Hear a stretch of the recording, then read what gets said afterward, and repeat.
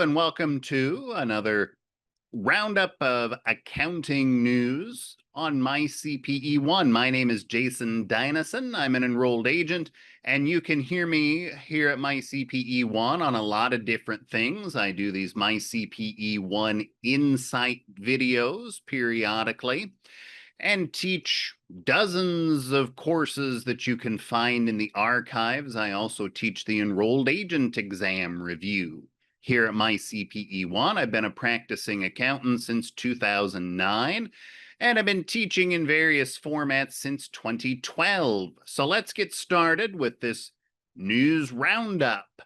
So, McKinsey and Company, one of the leading consulting firms in the world, has started laying off, or they're not really calling it layoffs, but they've certainly reduced their staff. So, like a lot of companies, things boomed during and after the pandemic. And in fact, their head count by 2023 had reached almost 45,000 employees.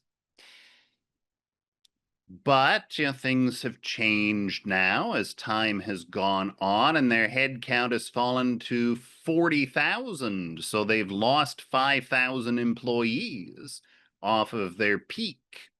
Now, they're not saying layoffs, though. They're saying that this is more due to normal attrition, voluntary exits, and stricter performance reviews.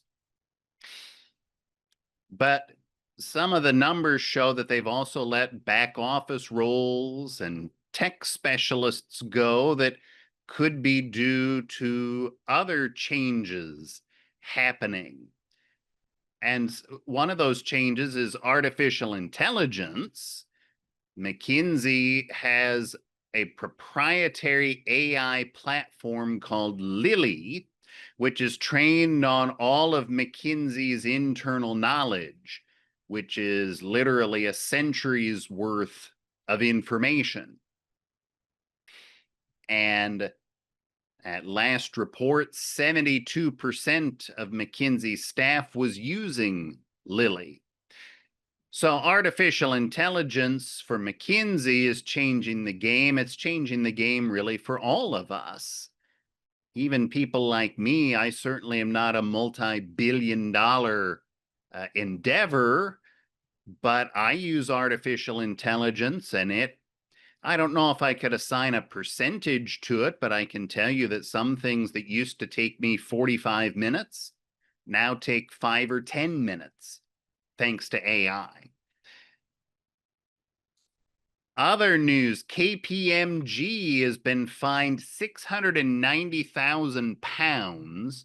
If you convert that to dollars, it would be over 700,000 US dollars for audit violations, in particular centering around independence.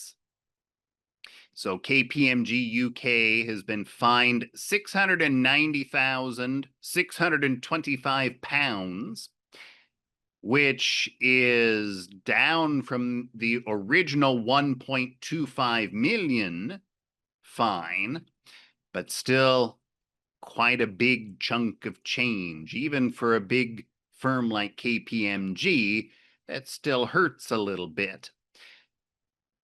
So this has to do with independence in audits or lack thereof.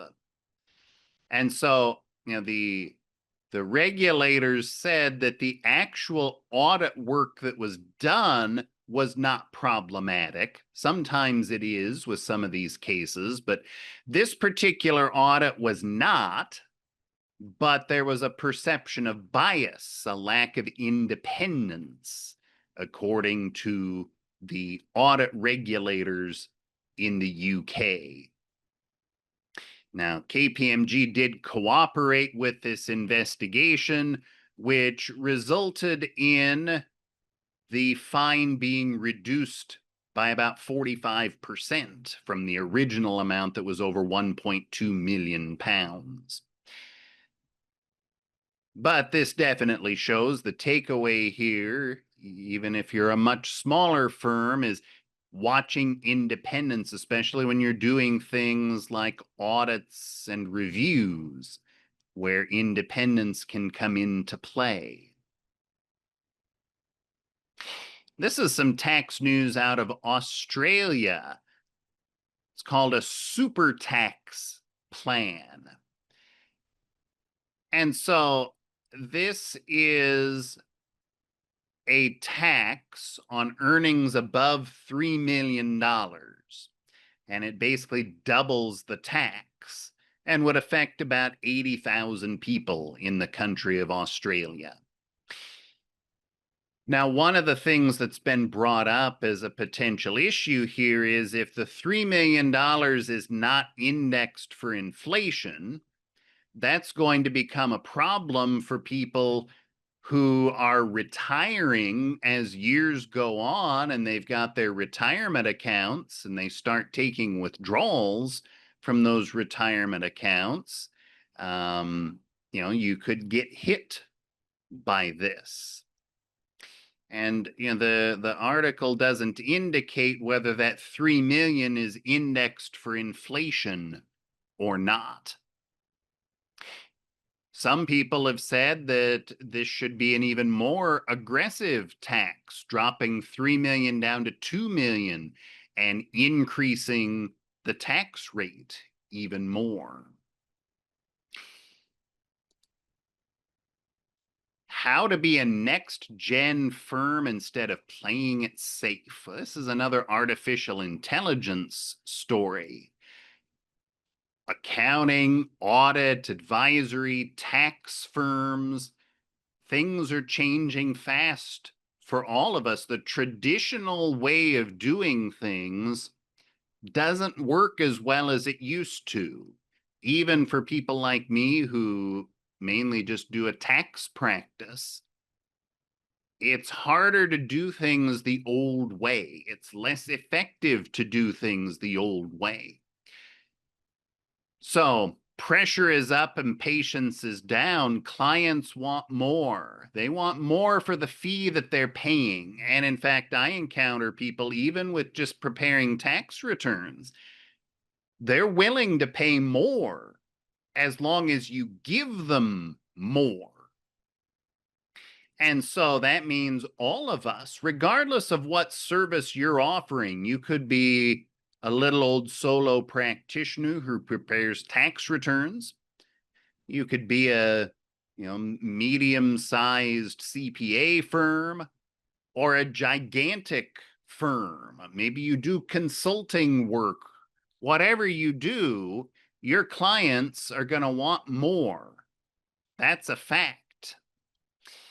Tech is taking over. I would say it's AI taking over. Software, of course, has been with us for a long, long time, and that's always been changing. But AI, it may not be necessarily every day, but it's probably every month. There's different things that happen with AI. And as we talked about in the McKinsey story a little bit ago, AI can certainly make you more efficient. There's no doubt about that. But what does it do to some of those like lower level, entry level jobs? If it takes those away, how do people come in and get experience? That I think is a problem that the industry, not just the accounting industry, I guess, industry in general has to solve. And then, private equity is coming into the accounting world, buying up accounting firms, even sometimes smaller firms are getting bought up, changing service models and questioning the way that things have been done. And this is all coming together all at once. And it seems like the accounting industry by the end of the decade could be very, very different. So how do you become a next gen firm? Well, with audit and tax work, that work is still going to be there. Sometimes I think that gets discounted. Compliance work. Well, it still needs done. It may be, quote, lower value, but it still needs done. And there's nothing wrong with doing it, but finding ways to do it more efficiently and finding ways to go beyond the basics, probably getting into advisory services. You do need, I feel, with advisory to define what it means. Advisory gets thrown out a lot. I think we need to determine exactly what do we mean when we say advisory services. By the way, this article comes with a handy little flow chart. I always like flow charts, and this is a nice, colorful flow chart that you can look at. The IRS has released its list of automatic accounting method changes on Form 3115. And not a whole lot to say other than they've come out with a new 430-page document relating to Form 3115. In my practice, the thing that this form gets used the most on is missed depreciation, which is an automatic accounting method change. It's a nice way to catch up on missed depreciation on things like rental properties. But you can see on the screen here, there's a number of things that have been added in on Form 3115 as automatic accounting updates.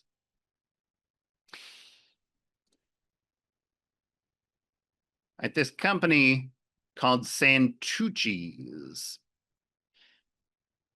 has a problem, or more specifically, the owner of the company has a problem. Frank Santucci Sr., the owner of Santucci's Original Square Pizza, has pled guilty to federal charges of tax evasion and filing false returns, admitting he failed to report nearly $4.8 million in income, which resulted in underpaying tax to the tune of around $374,000.